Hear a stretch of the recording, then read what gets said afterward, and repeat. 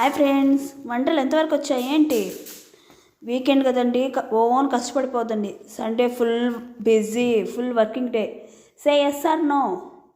ఎందుకంటారా, Monday to Saturday చేసిన work అంతా Sunday చేయాలండి. ఆ రోజు all are present in home. భర్త పిల్లలు ముగ్గురు ఇంట్లోనే ఉంటారు. సో మనకు హౌస్ వైఫ్లకు వర్క్ ఎక్కువగా ఉంటుంది.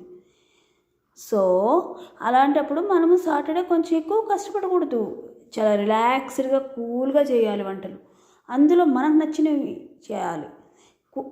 ఈజీగా ఉండేటివి, సింపుల్గా ఉండేటివి. నేనైతే ఈరోజు చాలా సింపుల్గా చేశానండి. ఆంధ్ర ఫేమస్, హెల్త్కి హెల్త్, అరుగుదలకు అరుగుదల అనేసి ఏమి రసం అనుకుంటా అన్నారు? వాము రసం.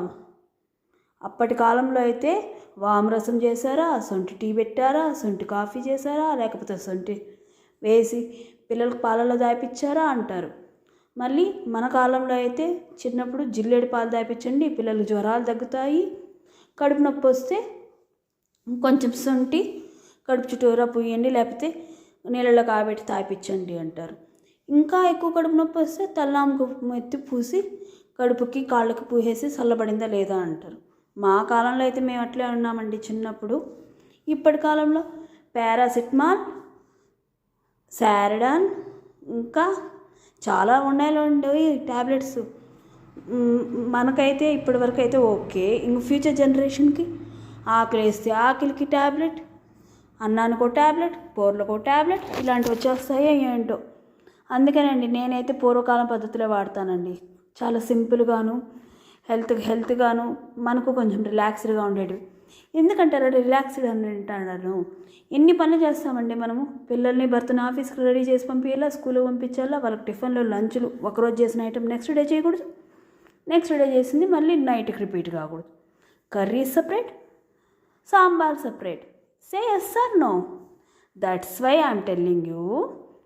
చాలా ఇదిగా ఉండండి, ఆలోచించండి. ఎందుకంటే ఆన్లైన్ షాపింగ్ కూడా మనమే చూసుకోవాలండి. ఇంట్లో పనులు కానే కాదు, ఆన్లైన్ పనులు కూడా మనమే చూసుకోవాలి. షాపింగ్లో ఏమైనా కొత్త శారీస్, డ్రెస్సులు బాగా వచ్చాయా, ఆఫర్స్ ఏమైనా ఉన్నాయని చూసుకోవాలి.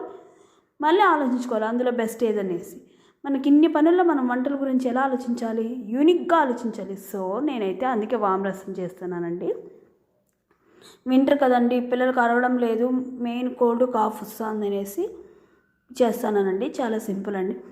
ఫస్ట్ పెనంలో కొంచెం ఆయిల్, పోపు దినుసులు, ఎండుమిరపకాయలు ఇంచి వేయండి. అట్లా వేసేస్తే బాగుండదు. ఆనియన్, గార్లిక్ వేయండి, బాగా దూరగా వేయించాలండి. టమాటో కూడా కట్ చేసి వేయండి, అట్లా వేయద్దండి, పాపం అది ఫీల్ అవుతుంది. వేసామా, కరివేపాకు మాత్రం అట్లా వేయించకూడదంటండి, అట్లే వేసేయాలి. వేసాను. చింతపండు 20 గ్రాములు నానబెట్టుకోవాలి వాటర్లో.